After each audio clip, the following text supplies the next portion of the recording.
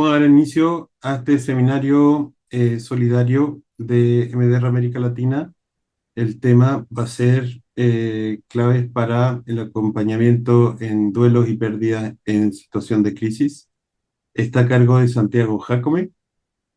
Antes de presentar a Santiago, les voy a pedir que enciendan las cámaras porque por una cosa de respeto y porque es muy aburrido dar un curso con cámaras apagadas.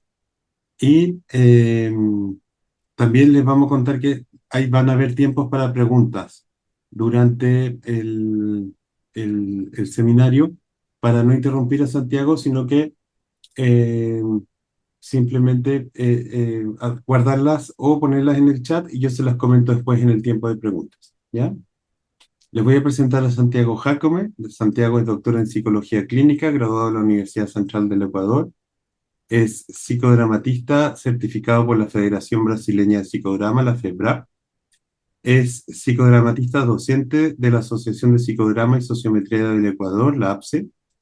Es entrenador de entrenadores de MDR por Iberoamérica, el MDR Institute, la Asociación Iberoamericana de Psicotrauma, AIVAP, y por supuesto de EMDRAC.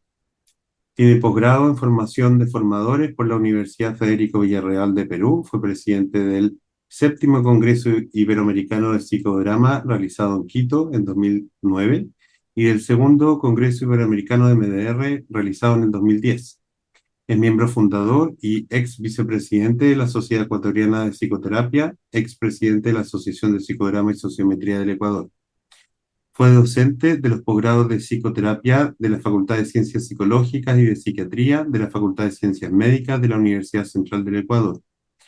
Ha sido profesor invitado en el posgrado de Dramaterapia de la Universidad de Chile, en la Universidad de Talca de Chile, la Universidad César Vallejo de Trujillo y la Universidad Antonio Ruiz de Montoya de Lima, Perú. Fue presidente de la Asociación Internacional MDR Iberoamérica en los periodos 2013 a 2016. Así que con ese currículum presentamos a Santiago, le damos la bienvenida, las gracias por decir inmediatamente que sí y sumarse a estos seminarios. ¿Ya? Santiago, si quiere compartir.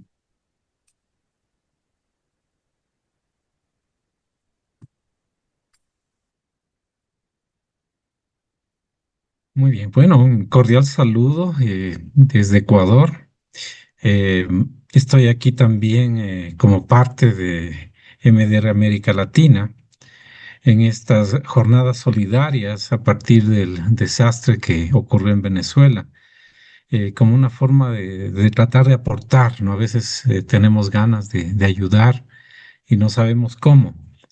Y quizás este sea un pequeño aporte al que han hecho también otros colegas, compañeros, amigos para poder estar juntos, ¿no? Y sobre todo cuando ocurren estas desgracias, saber a la distancia que se puede contar, ¿no? Con el apoyo también y la solidaridad de quienes en otros momentos también hemos vivido cosas parecidas o también nos puede pasar, ¿no? Y creo que es importante el compartir y el tener esta perspectiva de una comunidad solidaria y que comparte los saberes, ¿no?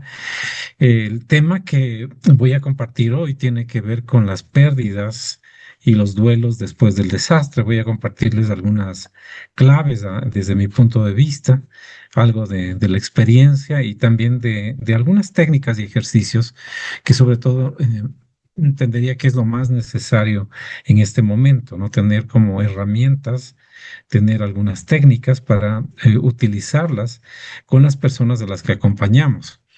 Eh, Justamente esto va dirigido a los, especialmente, ¿no? A nuestros colegas de Venezuela, pero saber también que todos, ¿no? Todos tenemos la oportunidad de acompañar y apoyar a otras personas, algunas que son personas venezolanas que viven en nuestros países, pero también en general, ¿no? Otras personas de toda Hispanoamérica que, que podrían beneficiarse de algunas de las ideas que vamos a revisar hoy. Para abordar el tema de los duelos, es importante tener en cuenta que hay tres emociones básicas que están presentes en todo tipo de pérdida, ¿no? Estas emociones a veces no son expresadas, también ocurren y se ha descrito muchas veces como un proceso dentro de los duelos que van apareciendo progresivamente, a veces en un orden, a veces en otro orden, pero son estas tres principales, ¿no? Primero, el miedo, y que es consecuencia también de una experiencia que nos produce susto, ¿no? Nos produce terror. El miedo que también acompaña sobre todo en el pensamiento hacia futuro, ¿no? Presente y futuro, especialmente también cuando ha ocurrido una experiencia traumática y hay ciertos estímulos que se convierten en gatilladores o disparadores también de ese miedo. Pero también está la pena, ¿no? La tristeza, este llanto que también se expresa por las pérdidas sufridas, especialmente de seres queridos, ¿no? De personas con las que se tuvo algún vínculo. Y a veces esa pena va a grupos más grandes, ¿no? Como de toda una comunidad, ¿no? Todo un país, toda una región. Y también la rabia, ¿no? Que en ese proceso de duelo también vamos a encontrar frecuentemente expresiones de enojo. A veces ese enojo está dirigido hacia otras personas, como buscando encontrar algún culpable de esto. A veces el enojo está hacia las autoridades, hacia el gobierno. A veces el enojo está hacia personas muy cercanas, a seres queridos, o los mismos terapeutas que tratan de acompañar o ayudar. Pero es importante también ver que esa rabia, ese enojo a veces se expresa hacia uno mismo. Y también ese enojo se puede expresar también hacia quienes creen en Dios, por ejemplo, se enojan también con Dios, ¿no? Entonces, encontrar que es una parte normal de este proceso de duelo, encontrar estas emociones. Veamos algunos términos que se relacionan con los duelos, ¿no? Uno de estos es justamente la pérdida, que sería el verse privado de algo que se ha tenido. Ahora ya no está, ahora ya no lo tengo. Pero también puede ser el encontrarse en una situación de desventaja o de detrimento que puede hacernos fracasar en la conservación, la posesión o la consecución de algo. Entonces, la pérdida tiene que ver con algo que estaba en el pasado, pero también algo que ya en el presente ya no está, que ya no lo tenemos, ¿no? El término de pérdida es uno, pero otro es pena. Tenemos pena cuando ocurren este tipo de desgracias, de pérdidas, de duelos. Es el dolor, pero ese dolor tiene varios componentes, ¿no? Tiene un componente cognitivo, un componente emocional y un componente conductual después de la pérdida.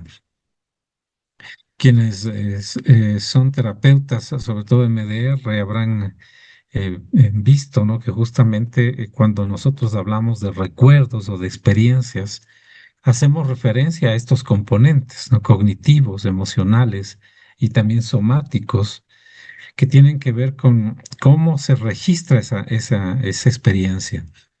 Y la pena también puede ser llamada de otras maneras, ¿no? Puede ser llamada aflicción o sufrimiento o tristeza por esa pérdida. El término duelo viene del latín dolus, ¿no? Que significa dolor, pero también tiene el origen en esta palabra duelum. Vean que la misma palabra duelo tiene que ver con el dolor de la tristeza o de la pérdida, pero también duelo se refiere a cuando hay un enfrentamiento, ¿no? El retarse a un duelo, ¿no? Un duelo deportivo o una pelea. Ese es un duelo, ¿no? Pero duelo en este sentido tiene que ver con guerra, con combate, ¿no? Con desafío, una lucha. Y tiene relación con el agón. En la antigua Grecia, el agón es la lucha lucha, el combate, y de ahí viene la palabra agonía, ¿no? Y agonía es la lucha entre la vida y la muerte, ¿no? Entonces es a veces muy interesante ver cómo estas palabras tienen un origen y tienen una relación y tienen un significado quizás más profundo también. El duelo entonces es también una lucha. Eh, Hay en la antigua Grecia, cuando había las dramas, las tragedias, ¿no? Un protagonista y el protagonista era el que se sacrificaba o moría primero para servir a un grupo, a servir a una comunidad, a su nación. Pero también la palabra duelo hace referencia a un periodo, es un tiempo en el cual se van a mostrar a nivel psicológico, biológico o social fenómenos mentales o conductuales que están relacionados con la pérdida. Esta serie de reacciones en diferente nivel, entonces nos hacen ver que el duelo no es solamente a nivel individual, y desde luego implica también el duelo, un tema biológico, ¿no? Hay un cuerpo que está sufriendo, pero también hay una comunidad. El duelo también es social, tiene componentes grupales y sociales. Podríamos entonces definir al duelo como el proceso psicológico mediante el cual una persona va a elaborar la pérdida de algo valioso hasta adaptarse. En MDR le llamaríamos va a procesar, ¿no? Y esto lo va a hacer de una forma progresiva hasta llegar a una nueva realidad. Es interesante ver cómo un duelo tiene que ver también con un trauma, porque un trauma es una herida, ¿no? Es una huella que nos deja una experiencia. Y lo bueno es que tendemos a sanar las heridas. Las heridas físicas sanan solas. A veces cuando la herida es muy profunda va a necesitar la ayuda de una sutura, ¿no? O de una consolidación para la fractura, inmovilizándole, pero el proceso de curación se hace solo. Estamos diseñados para sanar. Entonces también con los duelos ocurre algo similar. Los duelos van a procesarse, van a elaborarse con el tiempo. Si no hay algo que lo interrumpa o lo obstaculice.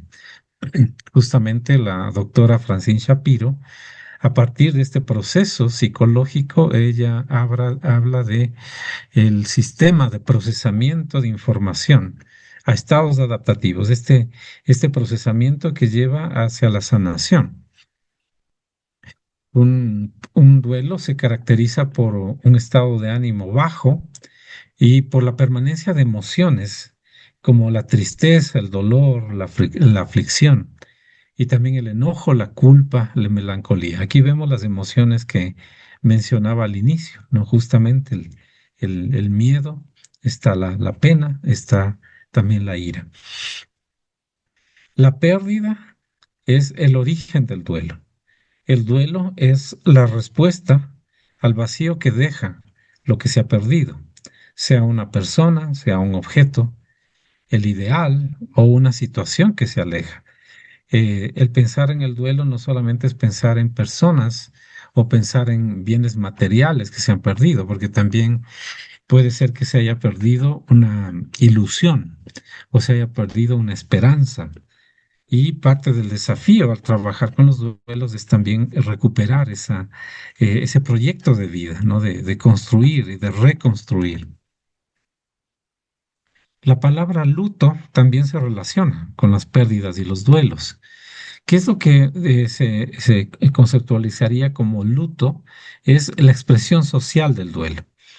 Hay un proceso de luto que implica incluso ciertos rituales, ciertas costumbres que tienen que ver con la comunidad y la cultura de cada persona, ¿no? Es importante que veamos cómo cada contexto tiene sus propios procesos de duelo, ¿no? No es igual en todo el mundo, ¿no? Si vemos cómo, por ejemplo, ese proceso con manejo de la muerte de un ser querido en la India, vamos a ver que nos podría hasta sorprender y asustar lo que hacen ahí, ¿no? A lo que hacemos acá en Occidente. Yo recuerdo que había una película norteamericana en la que se realizaba justamente el proceso de duelo y luto por la pérdida de una persona y me llamaba la atención cómo era el velorio, ¿no? Si podríamos llamarle velorio, ¿no? Porque no había, era diferente a lo que hacemos quizás en nuestros países del sur de América, ¿no? No, muchas veces la ceremonia, ¿no? De despedida de la persona es llevarle o cremarle o enterrarle, pero los deudos luego de que se da unas palabras, se van, ¿no? Y ahí queda el cuerpo o queda la urna, ¿no? De la persona fallecida. En cambio, en nuestros países suele ser muy frecuente que nosotros necesitamos quedarnos hasta que se eche tierra, ¿no? O hasta que se cierre el nicho. Es decir, no nos vamos antes, esperamos que esté totalmente cerrado, ¿no? Esas son algunas de las diferencias en este luto, ¿no? Se lo vive de diferente manera. Es quizá por eso tan importante el poder cumplir con este luto. Y lo que ocurre con ciertas situaciones, vamos a poner como ejemplo lo que pasó en la pandemia, ¿no? Se nos privó de eso, ¿no? De estos rituales culturalmente acostumbrados para despedir a los seres queridos.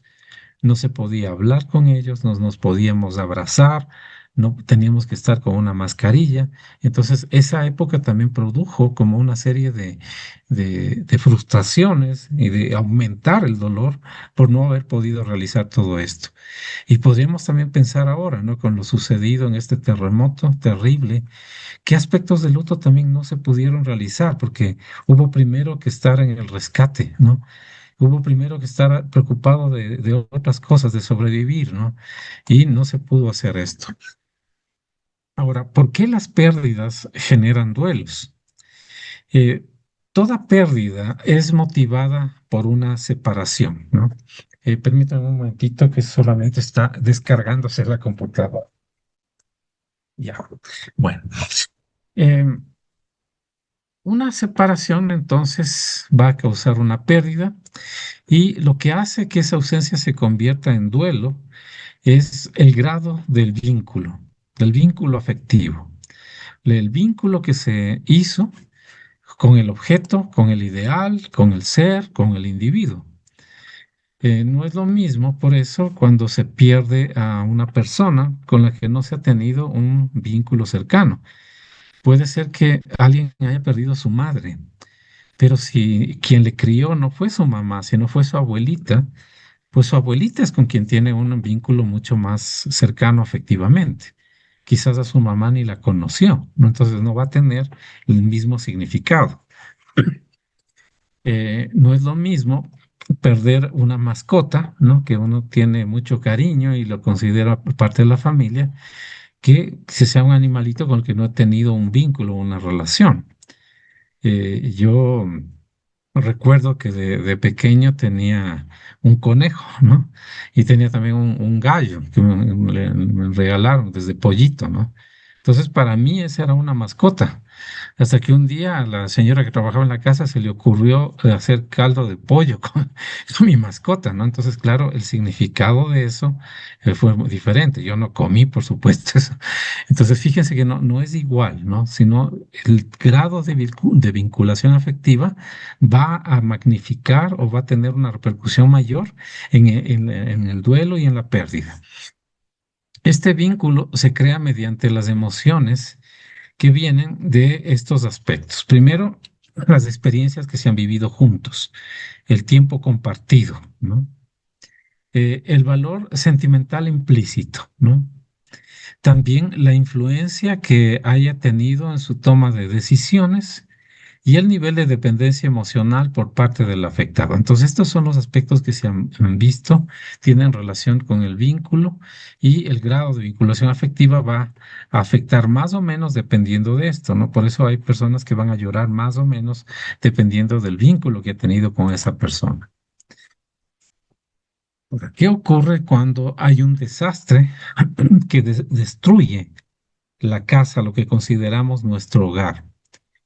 La pérdida de vivienda no es solamente perder lo material, sino que se está perdiendo lo que significa ese hogar.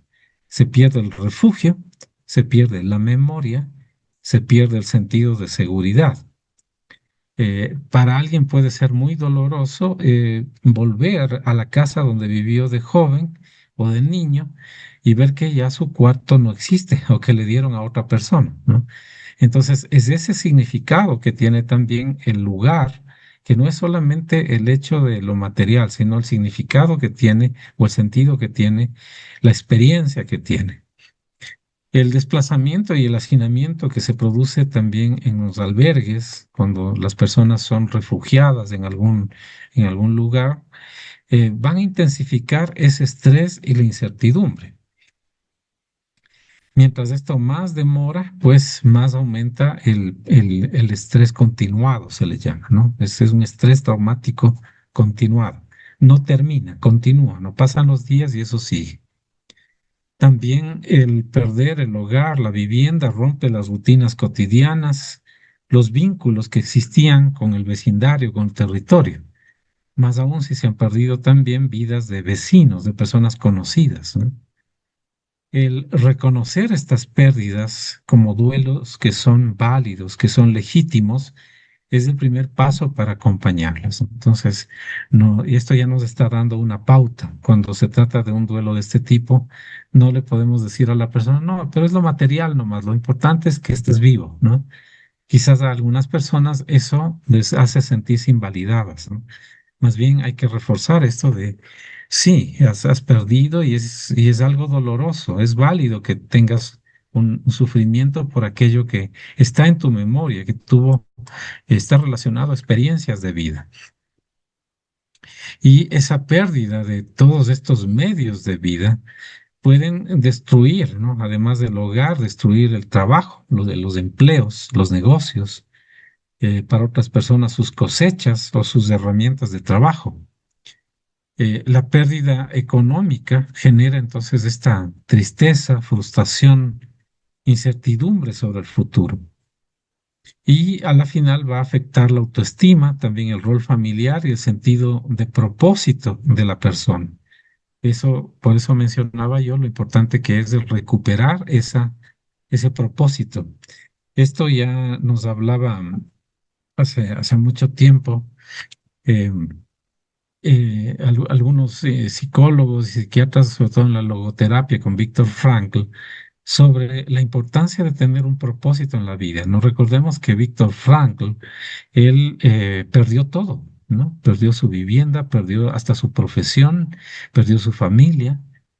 Y cuando él estaba en los campos de concentración veía que había personas fuertes, más resistentes, más grandes, más sanas, que morían primero. Y había otras personas que eran más débiles, más flaquitas, que sobrevivían, ¿no? Y él se preguntaba por qué unas sobreviven y otras no. Pues las que sobrevivían eran las que tenían un propósito en la vida, que todavía tenían la esperanza de cuando acabe esto, lo que yo planeo hacer es, y tenían una perspectiva, ¿no? En cambio, las otras personas habían perdido ese propósito. El duelo por lo perdido convive con la angustia de reconstruir desde cero.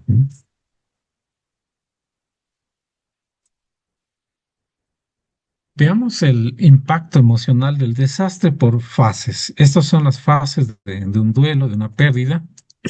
Estas fases suelen atravesarlas las comunidades y están descritas por estos autores Sunim y Myers. Ellos identifican cuatro fases básicamente, ¿no? Una primera fase que le llaman la fase heroica. Esta fase es la que ocurre al inicio, ¿no? Durante e inmediatamente después del impacto, después del shock, ¿no? Predomina aquí la acción, el rescate, la solidaridad. Esta fase ya prácticamente terminó, ¿no? Es la fase cuando vinieron los rescatistas y la solidaridad de todo el mundo y se rescataban las personas y las propiedades, a ver qué sobrevivió, qué pude rescatar. La segunda fase de luna de miel sería la que está ocurriendo ahora, ¿no? Todavía hay optimismo y unión porque la ayuda llega y se espera una pronta recuperación, ¿no? Como esa ilusión de que esto va a- vamos a salir adelante, ¿no? Es como una fase optimista, ¿no? Por eso se le llama de luna de miel. Pero después va a venir una tercera fase, que es la fase de desilusión, que también puede ser que ya se está viviendo ahora. Es cuando ya la ayuda se va, ¿no? Termina la ayuda. Y aquí la rutina y que no hay cambio y no hay, aparece como que no hay esperanza y aparecen el cansancio, la frustración y la rabia, ¿no? Entonces, esta fase hay que estar atentos porque esta sería quizás la fase que ya viene en este momento. Y luego va a venir una cuarta fase que estos autores le llaman la fase de reconstrucción, ¿no? Esta fase es cuando ya la comunidad asume una nueva realidad y reconstruye su vida en forma gradual, ¿no? Poco a poco van recuperando sus rutinas o creando nuevas rutinas. Y es importante eso, ¿no? Que las personas tengan su rutina, ¿no? De levantarse, de salir, de buscar trabajo, buscar su sustento, comer, descansar, ¿no? Entonces, ir retomando las rutinas de la vida. También hay que tener en cuenta que hay diferentes tipos de pérdidas. Un tipo de pérdida que ocurrió en este terremoto fue el de pérdida de las vidas, ¿no? Pérdida de vidas humanas. Y pérdida también de mascotas. Esas vidas también han sido importantes y no hay que dejar de lado, ¿no? Ahora es muy común, muy frecuente que muchas personas están acompañadas por sus mascotas durante muchos años y una pérdida de esas es muy dolorosa, ¿no? También hay pérdidas que no son de vida, pero son pérdidas emocionales, ¿no? Como por ejemplo el haber perdido una casa. Es una pérdida material, pero es una pérdida que tiene también una implicación emocional, afectiva, o la pérdida de un lugar al que yo iba, ¿no? O de un trabajo que tenía. Y también aquí viene la pérdida de objetos materiales y también de oportunidades, ¿no? Quizás perdí algo que ya estaba construyendo, que tenía yo mis planes, y ahora eso se fue abajo. Y conlleva también una pérdida de ideales, ¿no? Entonces también la frustración que viene, la desesperanza por haber perdido ideales. Hay otro tipo de pérdidas que son las pérdidas evolutivas, ¿no? Estas tienen que ver más bien con ciertas etapas de la vida, ¿no? Cuando, sobre todo, por ejemplo, el retiro, la jubilación puede ser una pérdida evolutiva, aunque también hay pérdidas evolutivas en diferentes momentos de la vida. Cuando pasamos del jardín de infantes a la escuela, cuando terminamos el colegio, cuando terminamos la universidad, esas son pérdidas evolutivas. Estas pérdidas, entonces, podemos encontrar que un desastre natural pueden haber no solo de un tipo, sino varias, ¿no? No solamente es una pérdida de personas, sino son pérdidas de diferentes tipos de pérdida. En estos también es bueno que veamos los tipos de duelo, ¿no? Ver qué tipo de duelo podemos encontrar, porque no hay solamente un tipo de duelo. Hay duelos que son más complicados, hay duelos que son más normales, inclusive le podríamos llamar, ¿no? El duelo normal se le llama también duelo no complicado o reacción aguda de duelo. Curiosamente, aunque es algo normal, ya aparece en el DSM-5, ¿no? Se supone que este es la recopilación de trastornos, ¿no? Pero si no es un trastorno, ¿por qué está ahí hasta con un código, ¿no? Pero bueno, lo que nos está indicando en realidad es que la persona está viviendo un proceso normal de duelo. Es una reacción normal ante la muerte de un ser querido, es decir, es lo esperado. Lo que no estaría bien sería más bien que una persona no tenga esta reacción, que ante una pérdida de un ser querido, de una pérdida importante, no experimente esto, ¿no? Más bien lo normal es que presente estos indicadores o estos síntomas característicos y que son muy parecidos a un episodio de depresión mayor. ¿Cuáles son esos síntomas? Tristeza, insomnio, ¿no? Dificultad para dormir, falta de apetito, la pérdida de apetito y que conlleva también la pérdida de peso, ¿no? Entonces, esto es algo normal, entre otros síntomas que ya vamos a ver. Pero, ¿cuál es la diferencia con un episodio de depresión mayor? Que la depresión mayor es más permanente, ¿no? Entonces tiene una mayor duración. En cambio, esto es algo que va a durar menos mientras se produce el proceso de duelo. Ahora, no existe tampoco como definido, ¿no? Cuánto tiene que durar un duelo, pero va a depender también del tipo de pérdida, el tiempo, y puede tomar incluso años, ¿no? Estas manifestaciones del duelo pueden clasificarse en cuatro grandes categorías. Estos son los síntomas que describe Wording. Primero, a nivel de sentimientos, a nivel de sensaciones físicas, a nivel de cogniciones y a nivel de conductas. En la parte emocional, los sentimientos que aparecen, como decíamos, tristeza, enfado, culpa y autorreproche, ansiedad, soledad, fatiga, impotencia, shock, anhelo, emancipación, alivio, insensibilidad. Entonces, tomar nota de cuáles son los sentimientos que está presentando la persona cuando viene donde nosotros, ¿no? Y estas pueden ser como el motivo de consulta primero, ¿no? Pero generalmente las personas lo que más presentan son sensaciones físicas que incluso les llevan a acudir a atención médica.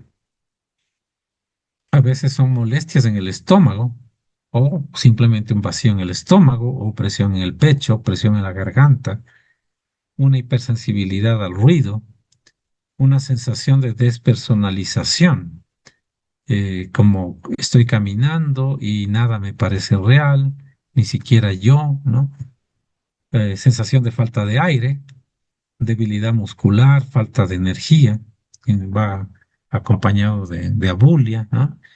Y la sequedad de la boca. ¿Qué nos está indicando esto? Pues que está activado el sistema simpático. Sistema simpático es el sistema de alerta. En otros casos, la persona va a tener una especie de parálisis, ¿no? Es como que está congelada sus emociones. A nivel del pensamiento, incredulidad, ¿no? A veces empieza siempre una experiencia de estas con negación, ¿no? Duelo, negación, incredulidad, confusión, preocupación, sentido de presencia, ¿no? Como que siento que está la otra persona. E incluso puede haber en un primer periodo alucinaciones, ¿no? Recordemos que, bueno, ya vamos a ver más adelante como también las intervenciones según pasa el tiempo, pero recordemos que el primer impacto no es como un choque, es un shock.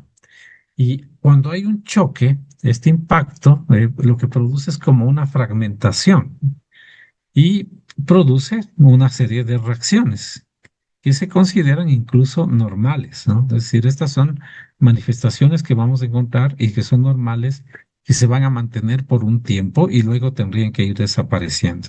Si es que no desaparecen, pues ahí tenemos que hacer alguna intervención e incluso terapia si es que vemos que esto persiste con el tiempo.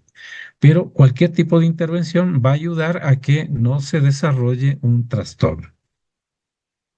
Otras manifestaciones tienen que ver con el comportamiento, las conductas, alteraciones de sueño, de la alimentación o que la persona tiene una conducta distraída, que se aísle socialmente, soñar con la persona fallecida, evitar recordatorios del fallecido, que ya nos llevan a pensar también cómo cuando se desarrolla ya el estrés agudo, el estrés postraumático después, hay una conducta de evitación, ¿no?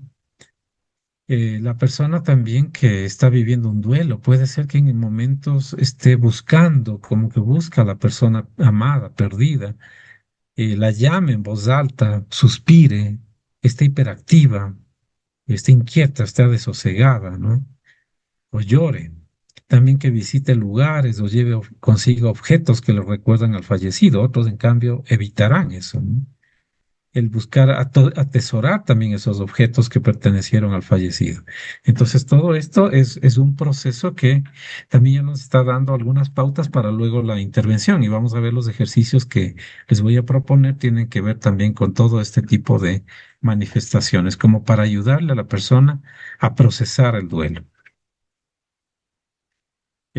Además del duelo normal, vamos a encontrar otros tipos de duelos que ya son duelos más complejos, son un duelo complicado, que ya no solamente es el duelo simple, sino que está acompañado de otros factores. Por ejemplo, puede ver que esta no fue la única pérdida en la vida de esa persona, sino que ya tuvo pérdidas anteriores que no fueron resueltas. O por ejemplo, perder a un padre que ya era mayor, anciano, no es igual si es que yo tenía una buena relación o pude hablar con ese padre y despedirme, a que se haya muerto intempestivamente y que había temas pendientes que yo no pude resolver en la relación con mi padre, ¿no? Entonces, eso hace que el duelo se vuelva más complicado. O que también la persona presentaba ya algún tipo de diagnóstico, por ejemplo, tenía depresión y ahora viene esta pérdida, ¿no? O que tenía problemas de alcohol o drogas y además viene la pérdida. Entonces es como que siempre se complica más y puede derivar en lo que le llamaríamos un duelo patológico, ¿no? Es un duelo patológico, es un duelo que no se ha resuelto, que pese a que han pasado años, pues sigue ahí, ¿no? Sigue ahí todavía la presencia de toda esta sintomatología. Y puede llevar también a un duelo complejo persistente. Ese duelo complejo persistente se vuelve ya en algo crónico, ¿no? Que va manifestándose en la vida de la persona como algo permanente, ¿no? Hay también el duelo traumático. Es muy probable que muchas personas hayan sido afectadas también con duelo traumático por la experiencia del terremoto. Aquí recordarles algo, ¿no? Si bien un episodio traumático, un incidente traumático, puede producir un duelo traumático, no necesariamente todo el mundo va a tener duelo traumático. Porque recordemos que tenemos esta capacidad de autocuración, ¿no? De autorrecuperación. Entonces, nos sanamos, tenemos la tendencia a sanar, a curar nuestras heridas. Entonces, no todo el mundo va a necesitar atención. Muchos van a superarlo por sí solos, pero tenemos que estar atentos con las personas que no están logrando superarlo. Y hay otro tipo de duelo que es el duelo anticipado. Este duelo, en cambio, es un duelo previo a la pérdida. Es como un duelo avisado, ¿no? Por ejemplo, cuando hay un abuelito que está muy enfermo, que ya varias veces va al hospital, entonces ya la persona está como preparándose para esa pérdida, ¿no? Entonces, este tipo de duelos es diferente en cada uno.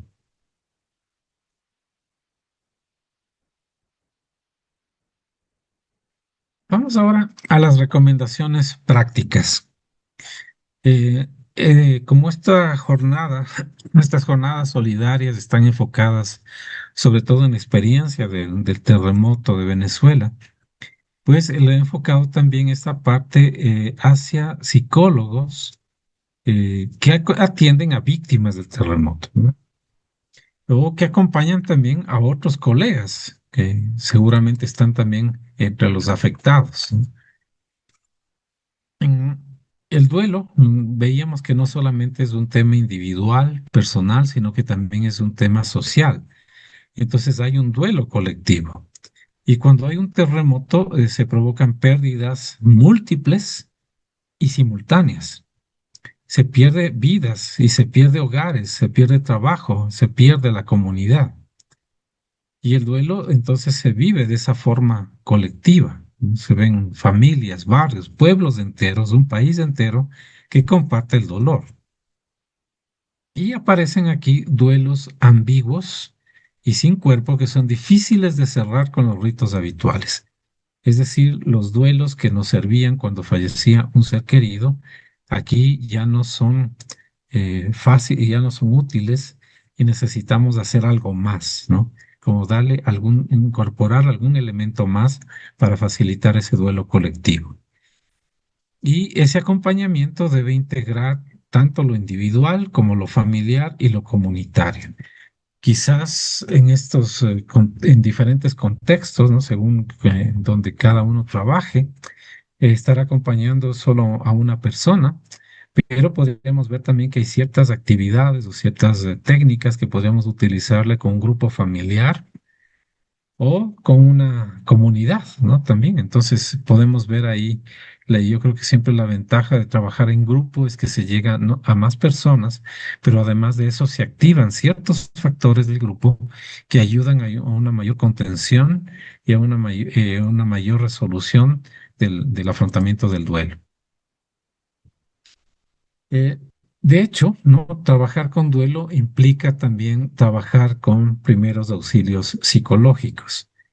La Organización Mundial de la Salud nos da un marco, unas orientaciones para el apoyo humano e inmediato en estos tres elementos, ¿no? Que son muy básicos, muy sencillos en primeros auxilios psicológicos, que incluso no los debe manejar solamente un profesional de la salud mental, sino que puede manejarlo cualquier persona. Es como los primeros auxilios médicos, ¿no? Todos debemos saber lo básico, ¿no? Entonces, un acompañamiento de primeros auxilios psicológicos implica primero el mirar, el observar la seguridad, las necesidades básicas y especialmente a las personas con reacciones graves. Quizás en este momento ya hemos pasado esa etapa de los primeros auxilios psicológicos. Por eso solamente los menciono de corrido, ¿no? Un segundo momento del apoyo, que es el escuchar, acercarse con respeto, preguntar por las necesidades y escuchar sin presionar. Y un tercer elemento que es la conexión. Conectar para ayudar a cubrir necesidades, acceder a servicios y reunirse con sus seres queridos. Los primeros auxilios psicológicos no son terapia, ni tampoco es que se obliga a la persona, a la víctima, a relatar lo vivido, sino que es presencia, calma y apoyo práctico. Pese a que esa etapa de primeros auxilios psicológicos ya pasó, ¿no? Porque ya pasó el momento del shock, hay que mantener estos principios, ¿no? Entonces, vamos a continuar en lo que hagamos, tener presente siempre esto de la presencia, la calma y el apoyo, ¿no? Para ubicarnos en el tiempo, ¿no? Viéndole como fases de intervención psicológica. La etapa de emergencia o la fase de emergencia, 24, 48, 72 horas, ¿no?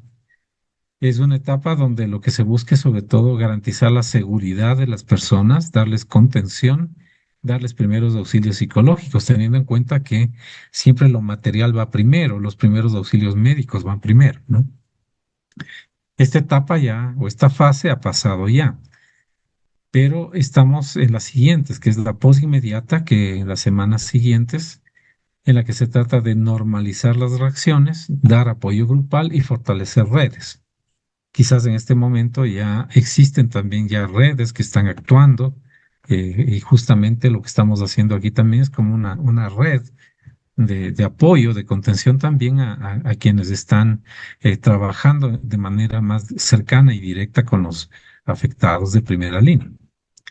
Luego tenemos una fase de recuperación. Esta fase va a durar algunos meses y aquí viene el acompañamiento del duelo, ¿no? Entonces, justamente ahora que ya entramos a esta etapa, es muy importante este tema del duelo. Primero, el detectar cuando hay duelos complicados, el poder derivar cuando se necesita alguna intervención terapéutica más especializada, yo diría especialmente con terapia MDR, con duelos complicados, ¿no? Que a veces incluso implican personas que están afectadas con algún tipo de disociación. Y en todas las fases lo que vamos a tener en cuenta es un contexto comunitario, cultural y de derechos, ¿no? Porque es importante recordar, ¿no?, que Como el duelo y estas pérdidas no afectan solo a un individuo, es importante tener en cuenta todo el grupo de pertenencia, pero también respetar, ¿no? Cómo es la cultura de la persona. El respeto es muy importante ahí. Este acompañamiento de tareas de duelo, nos dice Warden, implican primero el ayudar a aceptar la realidad de la pérdida.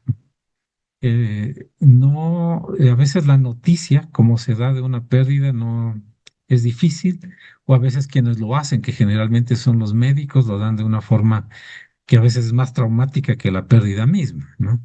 He tenido pacientes que a veces han estado más afectados por la forma en que le dieron la noticia que la misma pérdida que sufrieron. Pero es importante la realidad, ¿no? Es decir, hay una realidad, ha habido una pérdida. No la podemos negar, no la podemos esconder. En este sentido, porque a veces se tiende, especialmente a los niños, a ocultarles, ¿no? Y esconderles lo que pasó, ¿no? Y no se les cuenta la verdad. Tu papá se fue de viaje, ¿no? Entonces, no, no es verdad. Es realidad de la pérdida. Tu papá ya no está, falleció, ¿no? Dar expresión al dolor y a las emociones. Facilitar que la persona pueda expresar.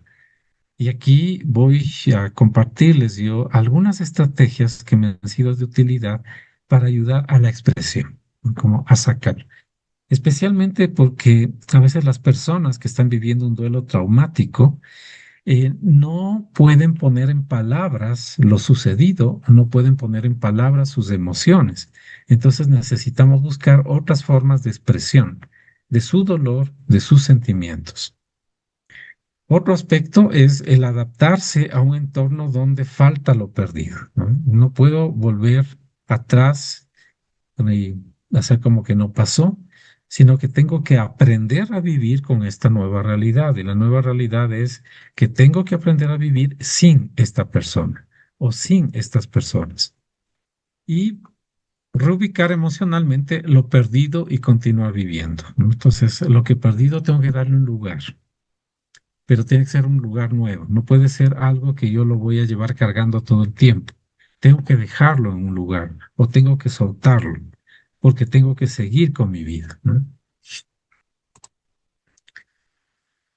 En el tema de acompañamiento de pérdidas y duelos con niños, niñas y adolescentes en particular, tener en cuenta que hay que adaptar el lenguaje, de explicar lo sucedido de forma sencilla, de forma veraz, ¿no? Sin mentir y de forma adecuada a su edad.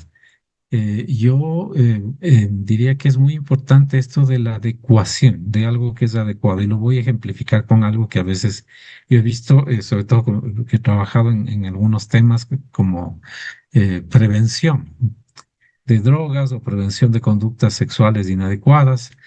Y a veces lo que se tiende a hacer es justo lo que no hay que hacer. Por ejemplo, tratan de prevenir el consumo de drogas en niños y empiezan a darles demasiada información, demasiados detalles, y se convierte más bien en una información pro droga que una información antidroga. Lo mismo pasa con las conductas sexuales. Se empieza a darles a los niños tanta información tan detallada que ni siquiera comprendían o les confunde más. Entonces hay que darles solo la información que preguntan y que necesitan, nada más, ¿no? Y esto se aplica también a los duelos. Hay que darles solo la información necesaria, clara, sencilla, veraz. Luego, es importante también, como con los adultos, permitirles presión. Y aquí algo que yo diría no es solo con los niños, sino también con los adultos, es expresar el duelo a través del arte, por ejemplo, del dibujo, expresar a través de las narraciones, del relato, del cuento o del juego. Con los niños es mucho más fácil justamente utilizar el juego, el dibujo, el relato para que puedan procesar las pérdidas. Otro aspecto importante con los niños es mantener las rutinas y la cercanía de figuras de apoyo estables, es decir, lo más pronto posible que vuelvan a la escuela y que tengan esa rutina, ¿no? Con las personas que le cuidan. Si perdieron a sus padres, pues ahora con sus abuelitos, con sus tíos, con las personas con quienes viven. Y estar atentos también en los niños y adolescentes, las señales como regresiones, A veces el orinarse en la cama, por ejemplo, la enuresis puede ser un síntoma, o miedo intenso, pesadillas, el aislamiento, ¿no? Que no socializa. Entonces, esto también estar atentos viendo si es algo temporal o si no va a necesitar alguna intervención más especial. Hay que tener en cuenta también las señales de alarma y los criterios de derivación. ¿Cuáles son estas señales que son como lucecitas rojas, como foquitos rojos que nos están alertando? La ideación suicida, ¿no? Autolesiones o riesgo para sí mismo o para otras personas. En esos momentos debemos tener protocolos de intervención, remitirlos si es necesario, tomar todas las medidas para proteger a esa persona. O también otra señal de alarma es cuando hay síntomas intensos y persistentes de trauma, de depresión o ansiedad que no van cediendo. Generalmente la persona que vive un duelo tiene en un momento inicial como mucho llanto, por ejemplo, llora muy frecuentemente. Luego va a tener momentos en que hay mucho llanto y luego ya no. Y luego eso se va espaciando. Puede ser que pasa algunos días y no ha llorado y luego llora de nuevo y luego deja de llorar. Ese es como el proceso normal, ¿no? De ir resolviendo el duelo. Pero si vemos que eso no ocurre, sino que se persiste, permanece y se vuelve más intenso inclusive, pues esa es una señal de alerta. También hay que considerar una señal de alerta el consumo de sustancias psicoactivas, también medicamentos que no han sido administrados por un médico y la desconexión de la realidad. Un duelo complicado que bloquea la vida cotidiana pasadas ya varias semanas, ¿no? Entonces ya no, la persona no sigue con su vida, está interfiriendo con su vida. Ante cualquiera de estas señales, y sobre todo si hay una suma de varias de estas señales, se necesita atención especializada, no se necesita intervención terapéutica. Un aspecto que es importante no descuidar, nosotros mismos, ¿no? El trabajo que hace un profesional de la salud mental con víctimas lo expone también al desgaste, a ese desgaste por empatía, al estrés y trauma vicario. A veces el ni siquiera haber estado presente en lo que vivió la persona, pero el escuchar su relato, el imaginar la descripción de lo que nos está diciendo, también nos produce un trauma, no es un trauma secundario, un trauma vicario. Trabajar en equipo es importante. Tener espacio para descansar, entonces trabajar con turnos, con pausas, con apoyo entre pares. No se puede trabajar solos.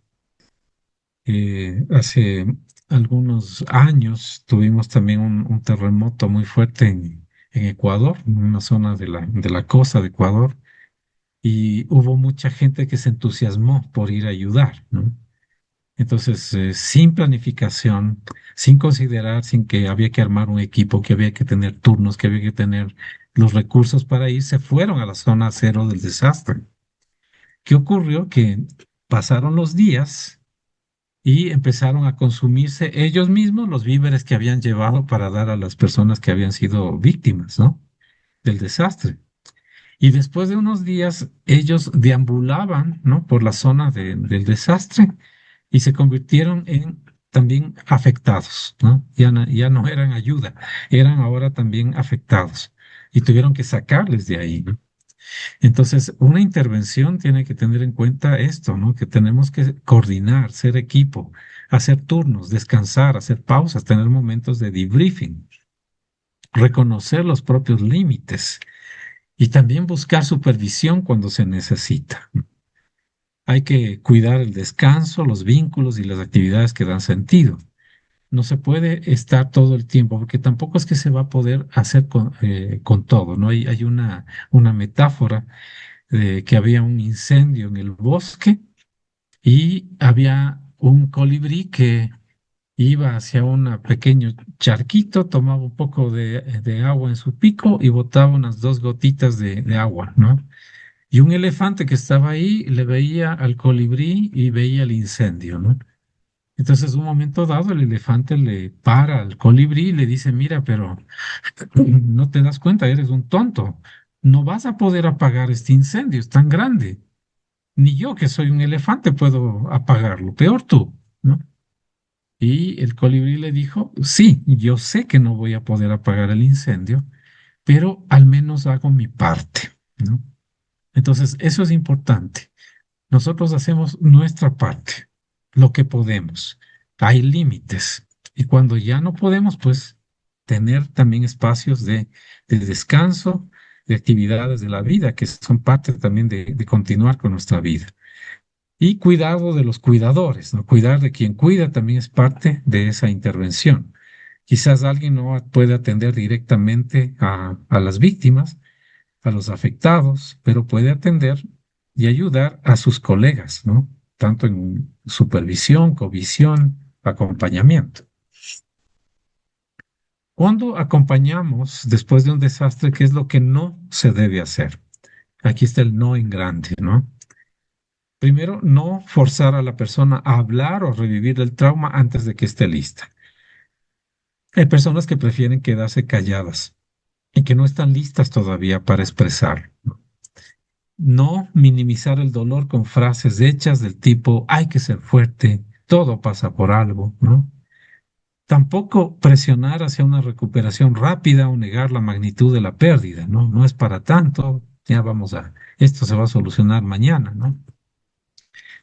Tampoco es útil ni bueno dar consejos, dar diagnósticos o promesas que no se pueden cumplir, especialmente si no vivimos en el sitio donde están las víctimas, solo estamos de paso, pues solamente decir, esto es lo que puedo ayudarte yo hoy, pero ya mañana no voy a estar, vas a tener que seguir con tu vida, ¿no?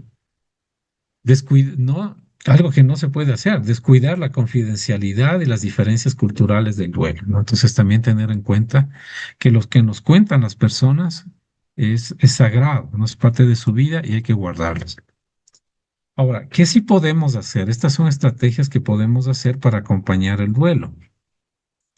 Primero, garantizar seguridad y cubrir necesidades básicas antes de intervenir.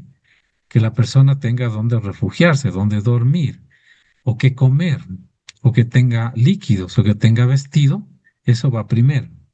Y hacer eso ya es bastante, ¿no?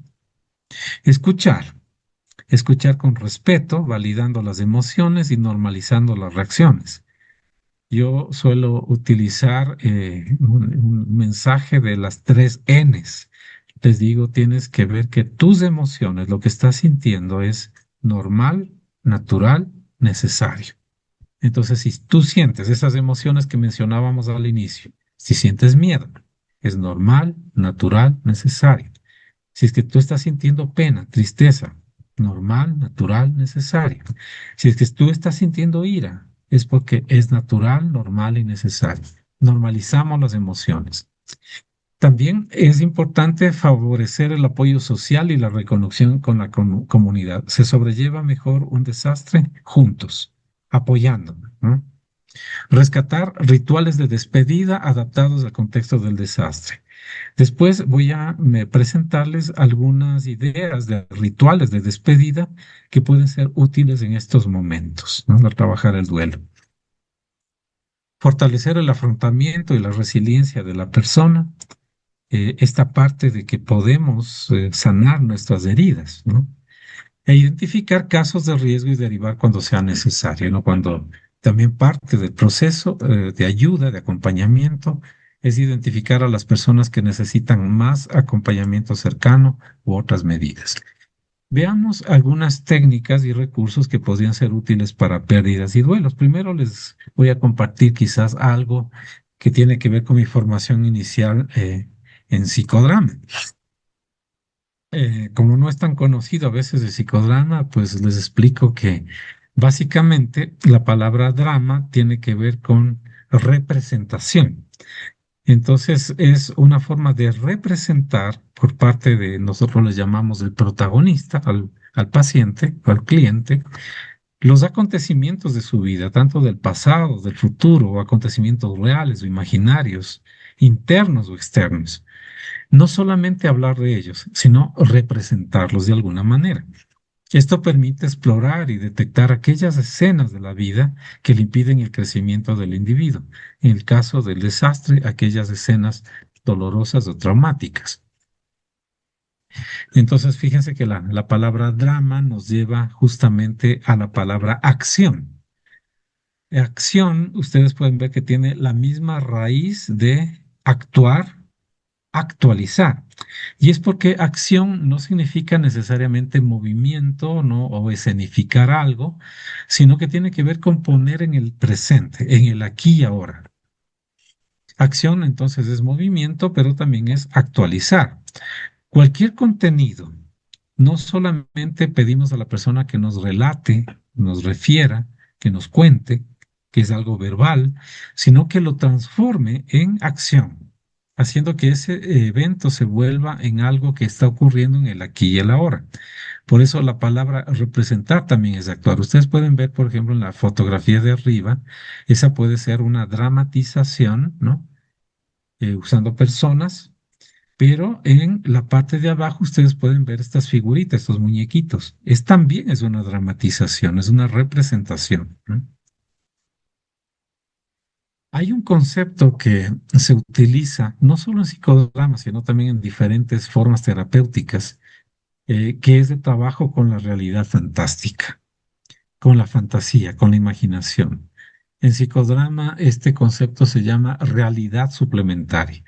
¿De qué se trata básicamente, no? Que hay la posibilidad de crear un espacio fantástico, imaginario, un espacio que le podemos llamar del como si o del hagamos de cuenta, que nos permite trabajar los traumas y los duelos. El trauma físico y psíquico tiene implícita esa noción de corte, de herida psíquica o física, ¿no? Y se define ahí un antes y un después del evento. Hay una temporalidad, ¿no? Ahora, ¿qué recursos podemos tomar de esta metodología del psicodrama? Por ejemplo, ¿no? Traer a la persona perdida, el difunto, al escenario y las figuras claves de ese átomo social del afectado que están relacionadas con la situación. O podríamos traer los objetos significativos que están vinculados a la persona fallecida, su cuerpo, el ataúd, la ropa, las cosas personales, muebles, fotos. ¿Para qué hacemos esto? Para ayudar a la descarga de la emoción, para ayudar a realizar una despedida, para cancelar asuntos pendientes. Esto permite elaborar la relación y facilitar la revinculación con el entorno. Esto se puede hacer también con otro tipo de pérdidas, por ejemplo, una mascota, o con el trabajo, o la casa, ¿no? O la pareja. Uno de los ejercicios quizás más conocidos para ayudar a una persona cuando está viviendo un duelo, una pérdida, una separación, es la silla vacía. Ahora ustedes me dirán, pero esa no es una técnica de la Gestalt. Pues resulta que fue desarrollada inicialmente por Jacob Levi Moreno muchos años antes que Fritz Perls con la Gestalt. Dicen incluso que Fritz Perls, el autor de la Gestalt, vio a Moreno trabajar con la silla vacía y ahí es cuando se le ocurrió a él llevarse la silla. Pero en realidad la técnica es de origen psicodramático, ¿no? Ya les voy a explicar por qué y cómo podemos trabajarle con duelos. Eh, el miedo a morir, la habilidad de terapeuta a acompañarlo, ¿no? Acompañar a la persona, se me saltó aquí, para que se enfrente a ese miedo. Hay una primera fase que es reconocer la separación entre la persona y su ser querido. Y las técnicas de psicodrama lo que hacen es ayudar a encontrarse de nuevo con esa persona querida en este espacio imaginario, poder concluir lo que no pudo concluir, poder decirle lo que no le pudo decir, poder hablarle, poder decirle que le extraña o poder resolver aquello que quedó pendiente. Entonces es como darle a la persona una segunda oportunidad para que pueda completar lo que no pudo hacer. Estos autores españoles, Espina Barro y Filgueira, resumen el proceso de trabajo de duelo usando técnicas psicodramáticas en tres etapas, que es muy interesante porque también es similar a lo que planteamos en terapia MDR sobre trabajar en las tres vertientes del pasado, el presente y el futuro.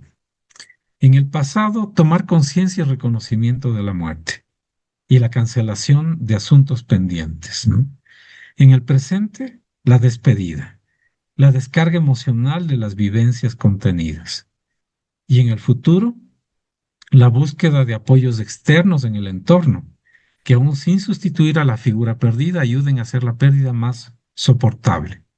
Y la revinculación y vuelta al mundo real, que es en realidad un patrón futuro, ¿no? Aquí les voy a mencionar como de manera de ejemplo algunas técnicas psicodramáticas que podrían ser útiles con duelo. Podríamos utilizar el apoyo de una persona. Por ejemplo, en esta fotografía ustedes ven que está alguien que está haciendo como de la persona que se despidió y le pedimos que coloque una máscara para que represente a la persona que perdió, ¿no? O podemos hacerlo con la técnica de la silla vacía, ¿no? Imaginar a esa persona, al ser querido que se fue, sentado en esa silla. Y se utiliza la técnica de entrevista del rol, que básicamente entrevista en el rol quiere decir, te voy a hacer unas preguntas como que yo fuese un reportero, pero tú me vas a responder desde el rol en el que estás, ¿no? Si le entrevisto a la persona como ella misma, se llama entrevista en el rol, pero si le hago la entrevista como la persona que está imaginando en la silla, sería inversión de rol. Supongamos que perdió a su abuelito, ¿no? Entonces le puedo decir, colócate en la silla y ahora tú eres tu abuelito, ¿no? Yo verifico y le digo, ¿cómo te llamas? Me dice, me llamo Javier. Si la persona no se llama Javier y es su abuelo quien se llama Javier, pues esa es, ya le entendió la persona y tiene que hablar en primera persona como si fuera el abuelo, ¿no? Entonces yo le diría, abuelito, ¿qué quisiera decirle a su nieto que le extraña, ¿no? Que usted se murió en el terremoto. ¿Qué mensaje tiene que decirle? La persona misma es la que va a responder desde el rol de su abuelo. Esto ayuda porque es ponerse en el lugar del otro. Luego sale de ese rol y vuelve a ser sí mismo, ¿no? Y le puedo decir, ¿escuchaste lo que te dijo tu abuelo? ¿No? Generalmente la persona que hace este ejercicio de inversión de rol va a decir desde la perspectiva del ser querido que se fue, no quiero que ya sufras, ya no sufro yo, ya no me duele, estoy bien, sigue adelante, ¿no? Ese mensaje es más válido que lo diga en el rol de la persona que se fue, que lo diga el terapeuta, por supuesto, ¿no? Otra técnica que puede ser útil es la técnica del doble. En las películas, ¿no? En el cine, el doble es ese personaje que hace las escenas difíciles, hace las escenas peligrosas, hace lo que el protagonista no puede hacer. En psicodrama, la técnica del doble es básicamente ayudarle a la persona a decir aquello que teme decir, expresar aquello que no está pudiendo expresar. Por ejemplo, hay personas que están con la garganta apretada y dicen, no sé qué decirle a mi abuelito. Pero el doble sería imaginar qué es lo que está sintiendo esa persona que no está diciendo. Por ejemplo, sería, no está diciendo, te extraño mucho y me dolió que te hayas muerto. Me duele mucho que te perdí. Eso no lo está pudiendo decir, pero lo podemos imaginar. Y cuando nosotros ponemos en palabras como si fuese la voz de esa persona, ese es el doble, ¿no? Hay otra técnica psicodramática básica que es la técnica del espejo. En esta técnica, lo que le ayudamos a la persona es a que se vea a sí misma, ¿no? Por ejemplo, si la persona dice, yo quiero seguir adelante y voy a seguir adelante, pero lo hace así como yo, ¿no? Con la mirada hacia abajo, inclinada la cabeza. Yo le puedo hacer un espejo de esta manera, le digo, mírame, porque yo te voy a imitar a ti, tal como lo que vi que hiciste. Sí, yo quiero salir adelante con mucha fuerza, ¿no? Te digo, ¿viste? Entonces lo que hago es devolverle lo que me está mostrando que hace, ¿no? Entonces le digo, ¿qué te parece? ¿No? ¿Qué te parece? ¿Cómo te viste? Lo que espero con la técnica del espejo es que la persona diga, cierto, no, yo tengo que levantar la cara, tengo que decirlo con voz fuerte y no quedarme así con la cara agachada, con el cuerpo agachado, ¿no? La utilidad que tienen estas técnicas es porque es una forma útil de recuperar los ritos perdidos, justo aquello que no se pudo hacer. Sirve para desbloquear situaciones interrumpidas de duelo y es complementario de otras intervenciones, es decir, podemos combinarle con otro tipo de técnicas que sabemos. Se puede también realizar en situaciones de riesgo y puede ser un instrumento imprescindible para adquirir habilidades necesarias para una psicoterapia del duelo. Podemos usarla con la familia, por ejemplo, toda la familia con la silla vacía del ser querido que se fue, en forma individual o también de un grupo. Por ejemplo, en alguna ocasión yo realicé este ejercicio me llamaron un colegio, unos chicos adolescentes, que se suicidó un compañero, ¿no? Y no sabían qué hacer, porque los profesores decían, no sabemos qué hacer con ellos. Entonces yo les dije, lo que tienen que hacer es ayudarles a que se despidan. Entonces yo lo que hice fue colocar el pupitre del chico que se mató y les dije, ¿quiénes de ustedes quisieran decirle algo a él? ¿No? Y poco a poco fueron expresando, diciendo lo que no pudieron decirle, ¿no? Entonces, esta técnica por eso se puede hacer en forma grupal, individual. Vamos ahora a ver algunos recursos y rituales para procesar pérdidas y duelos. Yo he seleccionado unos ejercicios que suelo utilizar, he visto que son útiles. Básicamente se usa dibujo, pero se puede utilizar también imágenes, recortes. Quienes conocen las cartas asociativas también se puede usar eso, pero se puede ser la forma más sencilla de dibujar, ¿no? Le pedimos a la persona que dibuje dos cosas. Una, un dibujo de cómo vive hoy la pérdida. Supongamos que dibuja un corazón roto, ¿no? Y luego que haga un dibujo de una imagen que simbolice una parte de sí mismo que necesita ser escuchada. Entonces, por ejemplo, dibuja ahí quizás una flor o dibuja eh, puede ser una vela o algo, ¿no? Que simbolice esa parte suya que necesita ser escuchada. Y se le formula estas preguntas. ¿Qué emoción aparece? ¿Dónde la sientes en el cuerpo? ¿Y qué necesita esa parte para estar más segura? Le pedimos a la persona que identifique eso y que elija una palabra de cuidado personal. Entonces, este proceso va del dibujo, las preguntas y va como permitiéndole a la persona hacer un mapa emocional de la pérdida, ¿no? Ahora, ¿qué podemos hacer a continuación? Realizar la conversación pendiente. Se puede aquí utilizar igual dibujos o como en la fotografía que tengo acá, usar objetos, perdonen que me está sonando esto, usar aquí objetos que nos permitan representar, ¿no? ¿Qué vamos a representar? Tres aspectos, tres momentos.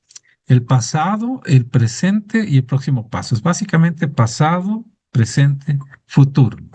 La persona que narra el recorrido desde la pérdida hasta una forma posible de continuidad.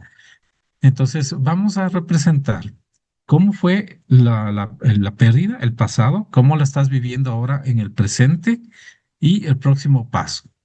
Las preguntas guías son, ¿qué se rompió? ¿Qué permanece? ¿Qué recurso puedo llevar conmigo? ¿No? Entonces, algo se rompió, algo queda. ¿Y qué es lo que todavía me puedo llevar? ¿No? Entonces ahí tenemos esos aspectos. Yo suelo utilizar diferentes tipos de objetos. Ustedes ven aquí, yo tengo unos palitos, tengo piedras, tengo unos corchos, ¿no? Lo importante es que pueda la persona representar. Ahora, ¿por qué es importante esto de representar o dibujar? Porque como veíamos, a veces las personas que viven un duelo no tienen la facilidad de expresarlo en palabras, pero cuando colocan ya una imagen, están usando más del hemisferio derecho y la imagen ayuda a expresar lo que están viviendo. Otro ejercicio puede ser un ritual simbólico de despedida. Por ejemplo, elegir primero un objeto que le represente. Supongamos que la persona elige una vela, ¿no? Esta representaría lo que deseo honrar, ¿no? ¿Qué deseo honrar de esta relación, de esta persona, de esta pérdida que tuve, ¿no? Entonces, esa llamita puede simbolizar algo, pero puede ser también una flor, puede ser un poco de agua, o una plantita, y otro objeto que represente lo que está listo para dejar ir, aquello que ya puedo soltar. Entonces, de esta pérdida, simbólicamente, por ejemplo, puede ser un globo que representa lo que ya puedo soltar, dejar ir. O quizás puede ser una pluma, ¿no? Que puedo soplar. En una hoja le pedimos que escriba una frase de despedida compasiva. Por ejemplo, puede ser, te llevo de otra manera. O suelto lo que me pesa y conservo lo que me nutre. La actividad se puede cerrar con una técnica de respiración. Pueden ustedes usar su técnica de respiración favorita o se puede hacer con un silencio o con una acción sencilla. Puede ser simplemente doblar la hoja, guardarla o hacerla como una carta o quemarla, enterrarla, mandarla por el agua, ¿no? Entonces también usar los elementos puede ser útil. Veamos otros rituales, ¿no? Como decíamos que lo que se necesita son crear rituales. Un ritual puede ser, por ejemplo, este de plantearle a la persona que prepare un escrito o un video sobre esta pérdida. Ahora es fácil también, ¿no? Quienes tienen mucho la tecnología, incluso con inteligencia artificial se puede hacer, ¿no? Pedirle a la inteligencia artificial que me haga un dibujo o me haga un pequeño video, o yo tomar fotografías de mi ser querido y armar ahí un video. Eso también ayuda en el proceso de ritual de despedida. Otra puede ser más a nivel narrativo, escribir una carta, un poema, una canción, un mensaje, un diario, ¿no? O un cuento. A otra persona le servirá más realizar dibujos que le permitan expresar de manera simbólica su sentir. O alguien quizás es bueno para pintar o para esculpir, darle plastilina, plasticina, darle arcilla, ¿no? Otro ritual se puede hacer creando en la casa o un rincón del recuerdo, ¿no? Es decir, quiero darle un lugar, ¿no? Ese es para metafóricamente darle un lugar a la persona que se fue. El recuerdo de la persona que se fue, cuando está la persona traumatizada y tiene un duelo que no ha resuelto, está todo el tiempo en cualquier lugar y viene por cualquier sitio, ¿no? Está en toda la casa, está en todas las calles. Entonces aquí le voy a dar un rincón específico. Eh, los japoneses tienen la costumbre de hacer una especie de altar para honrar a sus ancestros. Ellos colocan una pequeña estantería donde colocan la fotografía del ser querido y colocan algo en el que recuerde a esa persona, ¿no? Que, por ejemplo, le colocan flores o le colocan algún objeto que le gustaba, ¿no? Y le recuerda, inclusive ellos hacen como una inclinación, como un gesto, recordando a esa persona usan incienso, qué sé yo, ¿no? Entonces, de la misma manera, podríamos invitarle a la persona que en su casa cree un rincón del recuerdo para honrar la memoria de esa persona, sea con la fotografía o sea con un símbolo. Por ejemplo, puede ser una plantita en una maceta o un árbol en el jardín, ¿no? También otra forma de ritual puede ser el recopilar material gráfico, audiovisual, crear álbumes o mini documentales honrando la huella de la vida, ¿no? Como honrar la memoria de esa persona, hago un pequeño documental y lo presento, ¿no? Lo presento a los familiares o lo hacemos juntos. También otro ritual puede ser útil en la caja de recuerdos, ¿no? Entonces, tener los recuerdos de la persona, aquello que quiero conservar, que vale la pena conservar en una cajita, pero que no sea una caja cualquiera, decorar esa caja, ponerle algo bonito, ¿no? Ponerle un mensaje, pero tener esa caja ubicada, es decir, esta es la caja del recuerdo, ¿no? Abrirla quizás en épocas especiales, ¿no? En su cumpleaños o al honrar el aniversario, qué sé yo. Un ritual bonito, ¿no? También es el de la banderola tibetana. No sé si ustedes han visto, cuando se ve algún documental sobre el Tíbet, pueden ver como en esta fotografía es una cuerda donde están colgadas, no es ropa, sino que son banderitas de colores, ¿no? Y el viento mueve esas banderolas. O también campanitas, colocan también estas campanitas de viento que vienen de ahí, ¿no? Entonces, ¿qué significa eso? Que les recuerda el espíritu de las personas que se fueron, ¿no? Que está pasando por ahí. Entonces puede ser también una forma de honrar, ¿no? Del recuerdo de esa persona, el tener una banderola que esté un tiempo o tener unas campanitas que van a significar eso.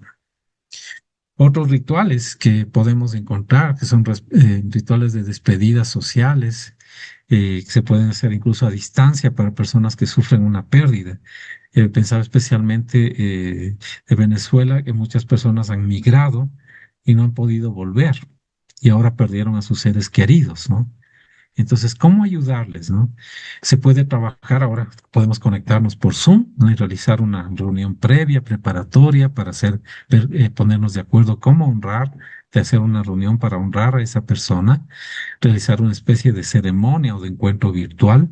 Si las personas son religiosas, obviamente lo harán, por ejemplo, una misa, pero se puede también hacer ceremonias o encuentros virtuales que no necesariamente sean de carácter religioso. Se puede, por ejemplo, también promover que la persona publique en su muro, en su red social, en Facebook, en Instagram, alguna fotografía o algo que honra a esa persona, el recuerdo de esa persona, como alguna frase.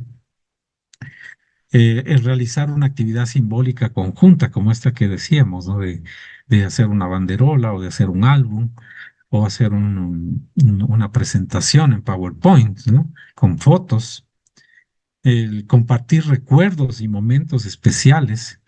Yo a veces a las personas que viven un duelo les digo, mira, si tú tienes una cámara de fotos y tú tomas fotos de momentos de la vida y las guardas en un álbum, uno guarda las fotos más bonitas, no guarda las fotos feas. Antes había un problema, que las cámaras antiguas tomaban fotografía y si salía bien, bien, si no, ya se dañó, ¿no? Pero ahora, en cambio, con la tecnología digital que tenemos, usamos nuestro celular y podemos tomar varias fotos y luego vemos, ah, no, esta salí con los ojos cerrados, borrada, ¿no? Y las que salieron bien, pues esas las guardamos, ¿no? Entonces, de la misma forma, podemos decidir con un ser querido que se fue, ¿qué fotos quiero guardar? ¿Quiero guardar las fotos del terremoto o quiero guardar las fotos de antes? Cuando estuvimos de paseo, cuando nos reímos, cuando estuvimos en una reunión familiar. Esas fotos valen la pena. Entonces, esos son los momentos especiales, ¿no?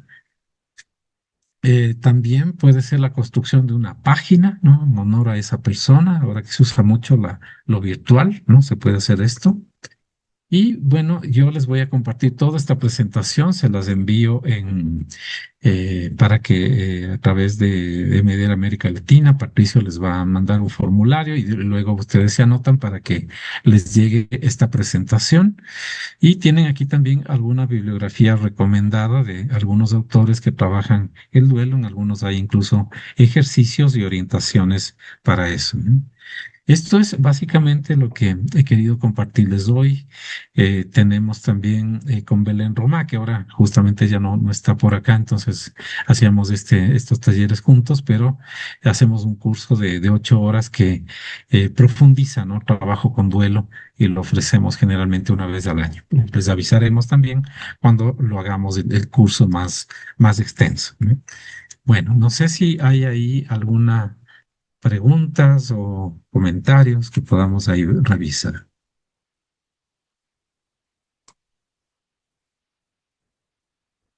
Bueno, hay Ahí, algunos, primero, sí. gracias Santiago. Agradecerle por parte de MDR América Latina eh, y por dar continuidad a lo que estamos haciendo. Eh, en general hay comentarios, parece que evidentemente esto es lo que se está viviendo. Están hablando especialmente del que a veces no se encuentran cuerpos. Esto se repite en varios seminarios de los niños con amputación. Eh, bueno, fueron muchas herramientas. Yo no sé si alguien tiene alguna pregunta. Patricio, en el chat yo vi, bueno, primero saludos a todos, entré un poco tarde, pero en el chat preguntan precisamente eso, cómo hacer para ayudar en el trabajo con el duelo a las personas que efectivamente no encontraron o todavía no encuentran los cuerpos de sus familiares y también al respecto de las amputaciones, porque se entiende que también podría ser un duelo del miembro perdido. Mm. Bueno, sí, justamente creo que son dos temas importantes. El uno es un duelo que está como suspendido, ¿no? Es mucho más complicado cuando son pérdidas, por ejemplo, de personas que no se encuentra el cuerpo. Esto ocurre cuando ha habido un secuestro, por ejemplo, y nunca le encontraron a la persona o desaparecidos, ¿no? Aquí suele ser mucho más difícil. Y quisiera compartirles algo que alguna vez mi colega, mi amiga Belén Romá, que bueno, es española, pero vive en Perú, me comentó y a mí me pareció muy bonita la experiencia realizada en Perú. Hubo allá muchos desaparecidos también, ¿no? Una época del conflicto armado, eh, y no aparecieron los cuerpos de muchísimas personas, ¿no? Y eran personas sobre todo de indígenas, personas muy campesinos, muy pobres, ¿no? Y no tenían el lugar donde ir a honrar el recuerdo de su familiar, ¿no? Y se construyó un sitio para honrar la memoria de ellos, que fue todo un proceso en el que a cada uno le daban una piedrita, ¿no? En esa piedra ellos escribían, les enseñaron incluso cómo hacerlo, ¿no? Para que dure el nombre de la persona, la fecha en que nació y la fecha en que desapareció, ¿no? Y esas piedritas se colocaron una junto a otra, creando una especie de espiral, ¿no? Es como un círculo. Y en el medio del círculo es un parque en Perú, no sé si alguien de Perú está por ahí y sabe decirme cuál es. Es un sitio que se llama el Ojo que Llora, ¿no? Es una piedra de donde brota agua, ¿no? Como que estuviera, y es un ojo de donde está cayendo agua como una lágrima, ¿no? Y ese sitio se ha convertido como el sitio en que las personas que perdieron a sus familiares van a honrar la memoria de su ser querido. Y ahí tienen su piedrita, está ubicada, saben dónde está. Y se han hecho encuentros, incluso comunitarios, grupales, en donde se honra la memoria y se procesa también el duelo, ¿no? Entonces, esto les cuento como un ejemplo de algo que se podría hacer, ¿no? Con las personas que no encuentran a sus familiares.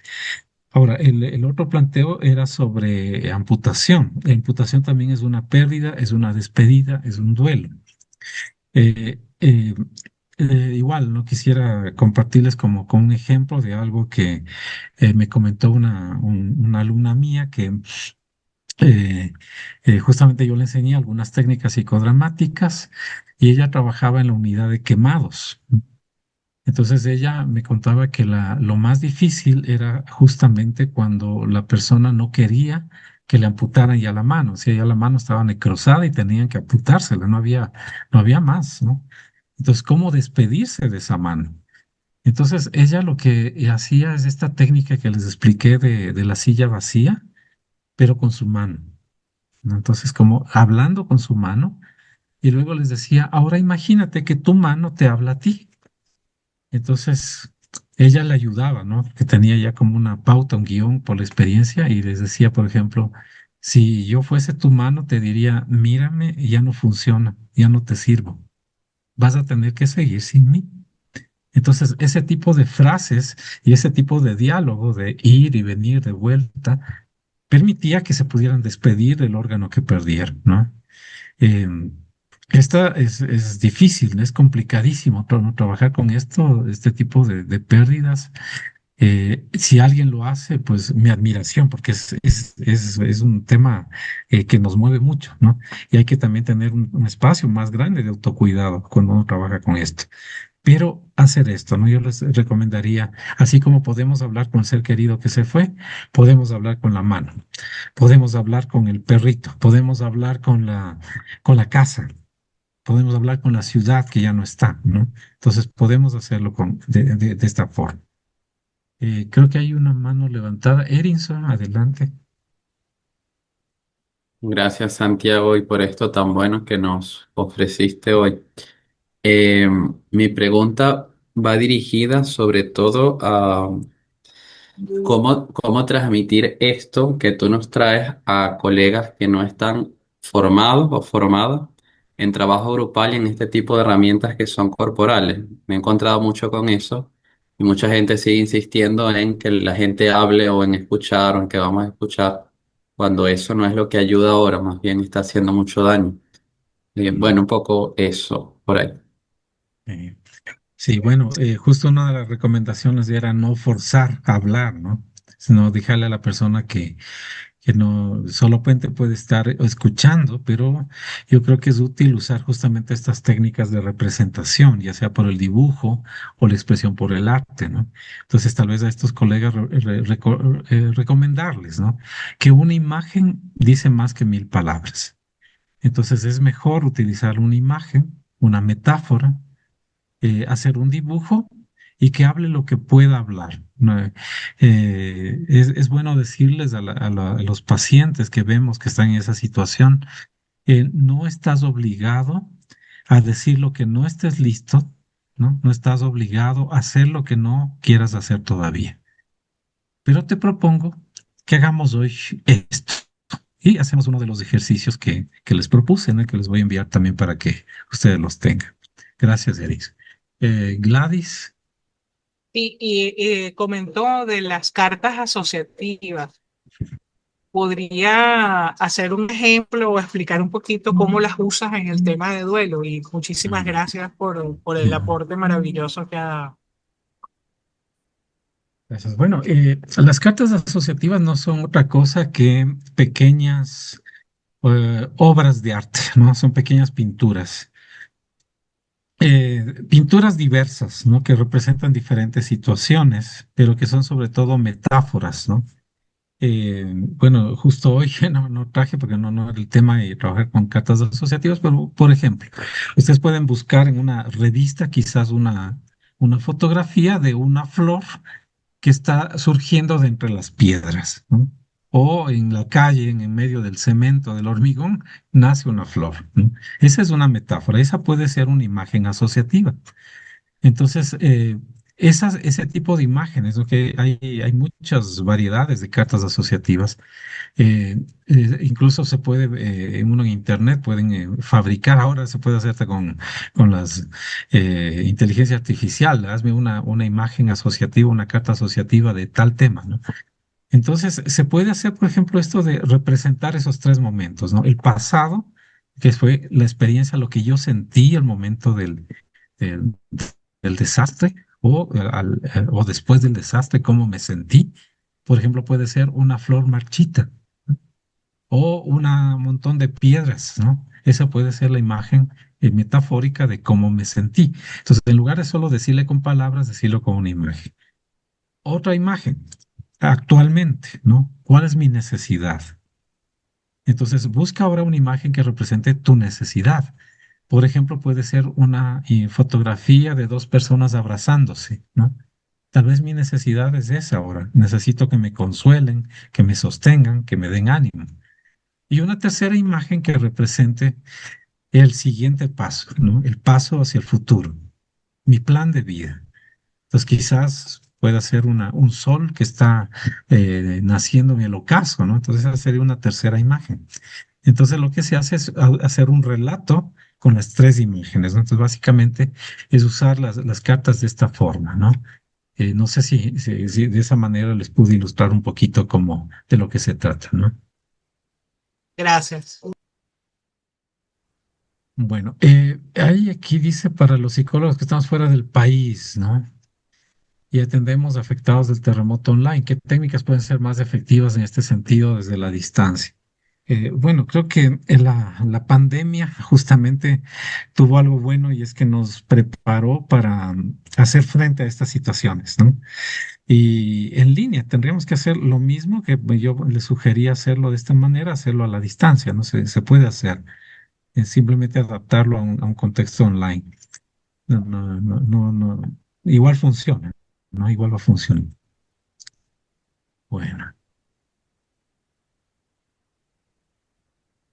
Bueno, en general, entonces creo que he dado algunas pautas, no creo que son todas, y creo que existirán muchas más, ¿no? Que se pueden hacer, pero yo lo que cerraría ahora es simplemente diciéndoles que es importante a veces, más que la técnica que utilicemos o ver de que si lo hago en línea, lo hago presencial, es la capacidad de mirar al otro, de ponernos en el lugar del otro, de acompañarlo. cuando hay una pérdida y estamos en un duelo, en un velorio, hay muchas personas que hacen cosas que no se deben hacer, ¿no? Como evitar que las personas lloren, ¿no? Hay algunos que les angustia ver que el otro llora. Hay otras personas que, en cambio, se vuelven impertinentes, ¿no? Que hablan demasiado, preguntan demasiado o dan consejos, ¿no? Yo considero que cuando estamos en un proceso de acompañamiento de un duelo, un velorio, un ser querido o alguien que no conocemos, hay que acompañar a la persona con la presencia y que muchas veces no es con palabras, es desde el silencio y lo físico. El simplemente sentarnos al lado de esa persona, ¿no? El ponerle la mano en el hombro, el sujetarle de la mano, ¿no? A veces eso es suficiente, no se necesita más. Y estar disponible. Si necesitas algo, pídemelo, ¿no? O le ofrezco algo. ¿Quieres que te traiga un café? ¿No? Bueno, simplemente no le traigo y estoy a tu lado, ¿no? Es decirle, estoy aquí, ¿no? Simplemente es eso, estoy aquí presente. A veces no es bueno complicarnos mucho, ¿no? Con técnicas, estrategias, sino más ir a lo más humano, ¿no? Que es el sentir que no estamos solos, saber que estamos aquí. Tenía una colega que la que quiero mucho que a mí me enseñó también algo a mí y me decía, a veces Santiago, lo único que necesito es que me digas, aquí estoy, ¿no? Entonces yo aprendí mucho de ella. Ella me dijo, simplemente necesito que me digas, aquí estoy. Entonces eso, yo les recomendaría también cuando estén con este acompañamiento, decir, aquí estoy, ¿ya? Bueno, muchas gracias y que descansen. Una buena noche. Gracias por haber estado aquí. Santiago, quiero solo recordarles que la grabación va a estar disponible, yo creo que ya pasado mañana, en el canal de YouTube y el enlace va a estar igual que todos los seminarios que hemos dado, en el Instagram de MDR América Latina. Si van a las historias destacadas del Instagram, van a encontrar en el programa Yo Humanitario de América Latina, el PAAL, van a encontrar todos los links. ¿Ya? Y si quieren el material, tienen que llenar ese Google Form que envió León. ¿Ya? Eso, solo volver a agradecer. Gracias, Santiago. Muchísimas Gracias gracias. también. Gracias a todos. Muchas gracias, Hasta Santiago. luego. Mil gracias, mil gracias. Gracias. Adiós.